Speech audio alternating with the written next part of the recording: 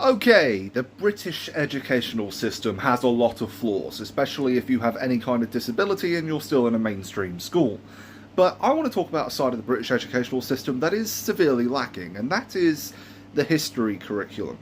Now, there is a popular video floating around where a comedian jokes about the British educational system regarding history, and someone shouts out they learnt more about UK history by watching a TV show which was comedic called Horrible Histories. It's a comedic take on history, it's aimed at kids, it's educational, very funny, and that is true. You do learn more about British history by watching TV, movies, and reading books than you do in school, because the school curriculum focuses, when it comes to history, on things from hundreds and hundreds of years ago, like old monarchs specifically, and then World War II, and then it kind of just stops.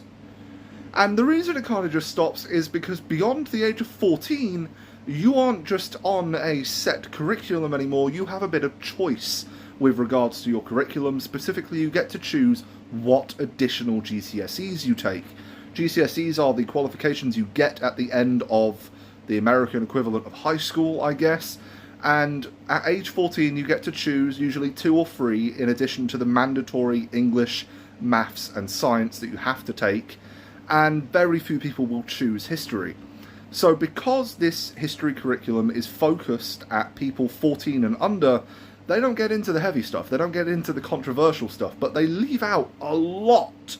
Yeah, okay, it's important to learn about the reign of UK monarchs throughout history, although I think we should really be updating it for the 1800s rather than the 1400s, but never mind. It's also important to learn about World War II and the First World War, although that isn't covered as much because it's not as recent, and I guess it's not as important to the curriculum people.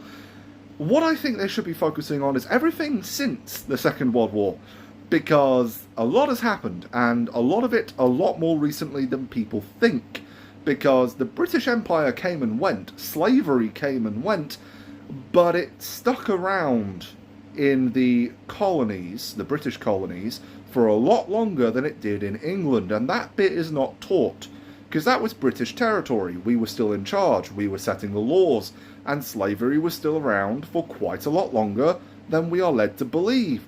The last time that mainland Britain was invaded is a lot more recent than people are led to believe.